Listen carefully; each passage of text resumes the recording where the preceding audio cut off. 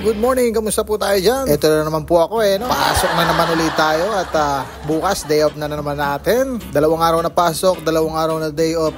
12 hours lang ang pasok, 40 hours a week lang po ang pasok dito po. At pinapahalagaan nila dito ang work-life balance. Dapat talaga may pahinga ka at may time ka sa pamilya mo, lalo din sa sarili mo para hindi ka may stress. May time ka makapaglaba, makapag-exercise, ganun.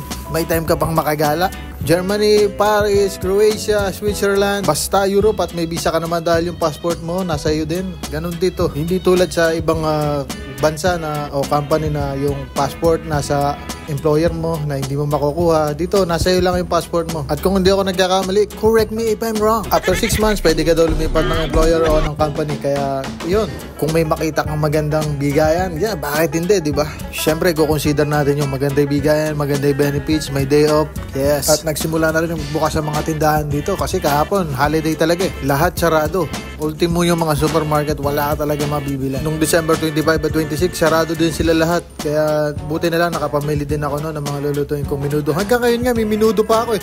At Sabado at Linggo din, nagsasarado din sila. Ganon sila dito. Talagang may time sila sa kanilang mga pahinga at pamilya. Dahil lang Sabado at Linggo din ay may halimbawa like 20%, 25% sa yung salary rate. At yung magkano nga yung sahod dito, ito ay depende sa inyong usapan ng inyong employer kung ano ang negosasyon ninyo at per hour, ganon. Per hour po ang sahod dito at tuwing 15 ang sahod. Hindi tulad sa iba na nakasanayan natin na tuwing katapusan. Siyempre kung first timer ka nga, kung aalis ka pa lang, dapat may pocket money ka, may mga delata, mga ganon, mga noodles na pwede mong panimula. Ako nga, pinagdalaan ako ng asawa ko ng itlog na pula, tapos adobo. Siguro yung adobo tumagal siya ng 3 days. Talagang ayos na ayos. Hindi rin naman nasira at saka libre din naman ang kain sa trabaho. Nagdala din ako ng rice cooker. Nagbaon din ako ng sariling bigas na mga 2 kilo yun at saka mga sabon, mga panimula ba? Sabon, panlaba, panligo. Siyempre mga gamot-gamot yan. Mga halimbawa vitamins, gamot na sakit sa ulo, mga ganun. Baka pag nilagnat ka. Pero madami din naman ang mga butika dito na mabibilan. Siyempre mainam lang talaga. Meron kang pondo at saka para lagi kang handa. Siyempre, hindi ko nalimutan yung kating ko.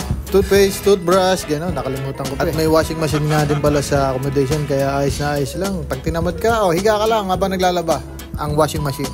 Okay din naman ang weather ngayon, malamig. Hindi tulad nung nakaraan, talagang may snow. Sa una lang pala yung nakakatawa. Talagang parang gusto mong igarapon eh. Pero ayos lang. Talagang mag-adjust tayo at okay din naman, masasanay din tayo dyan. Max, kala mo naman taga rito. Ayun nga, syempre, pag nag-abroad ka, dapat lagi kang healthy. Ingatan mo yung katawan mo. Lagi kang magkakain ng mga masustansya at magugulay na pagkain. Ang kontrata, karaniwan sa abroad ay 2 years. Alam ko yun sa Taiwan yata, 3 years yata yun. Pero karaniwan talaga 2 years.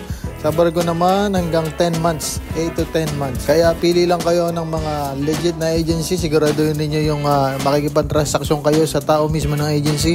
Hindi yung makikilala nyo lang sa comment section ng Facebook. Tapos may money involved agad. Naku po, sakit. Try nyo din po mag-search sa JobStreet, sa Work Abroad, tapos sa Indeed. Pinakamaganda talaga, rektahin nyo yung agency. Yun. Kung makikita naman ninyo yung email ng company na gusto nyo applyan, yun, maghanapin nyo yung contacts doon. Makikita nyo yung careers, kung pwede kayong mag-send ng resume doon o CV, ayos yun, maganda yun.